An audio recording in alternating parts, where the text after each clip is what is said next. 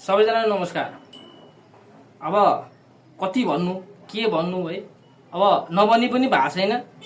अब दिनै फोन गर्नुहुन्छ मलाई भक्तजनहरूले, गुरु म त फलानो झाँक्री माताले मलाई दियो कलश दिनुभयो, कुनै मन्त्र दिनु भएन, म त तपाईँको थान मन्दिरमा आउनु पर्यो, केही कुरो ज्ञान सिक्नु पर्यो भन्नुहुन्छ।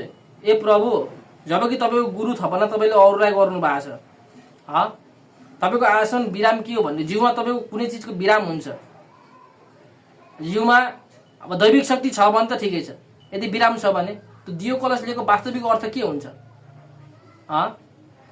कतिपयले दियो कलश लिइसकेपछि हेर्नु है, यहाँ सन्दर्भ यस्तो तरिकाले जोडिरहेछ कि त्यो व्यक्तिले न उहाँहरूलाई आफ्नो जिउ बान्ने मन्त्र छ, न दीप जगाउने मन्त्र छ, न कुनै हानामाना रोक्ने मन्त्र छ। हेर्ने त्यतिको दियो कलश लिनुहुन्छ र दियो कलश पनि नचिनाइकन बजारबाट किनेर ल्याएर दियो बालेर हातमा जिम्मा लगाइदिनुहुन्छ। वास्तवमा दियो कलशको त्यो विधि नै होइन, दियो कलश दिने पहिचान गर्ने त्यो विधि नै होइन। यति कुरो विचार पुर्याउनु होला। र अर्को कुरो, जबकि तपाईँहरूको जिउमा चिजको बास अर्कै हुन्छ, देउताको बासै हुँदैन। यति कुरो विचार पुर्याउनु होला।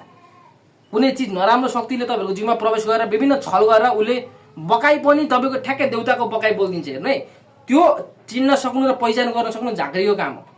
र त्यो झाँक्रीले पहिचान गर्न सक्दैन। र तपाईँलाई अब भनौँ कुनै एउटा जागित रोग खेल्नुहुन्छ शरीरमा, उसले बकाइदा पाथिभरा माताको होइन महारानीको बकाइदा बखान गरिदिन्छ।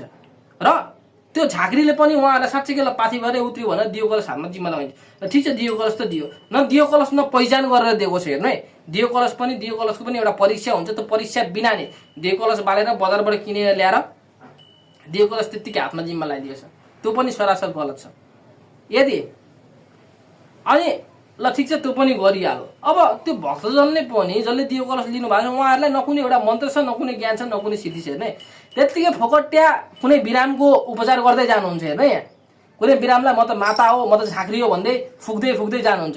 र भोलिको दिनमा त्यही त्यो जसलाई फुक्नुहुन्छ उहाँको त्यो विराम पुनः उसको घरमा प्रवेश हुन्छ। हेर्नु है, यहाँ पुनः उसको घरमा प्रवेश हुन्छ र त्यही चिजले अझ त्यसको विकराल रूप लिएर अझ त्यो हानि नोक्सानी पुर्याउँदै जान्छ।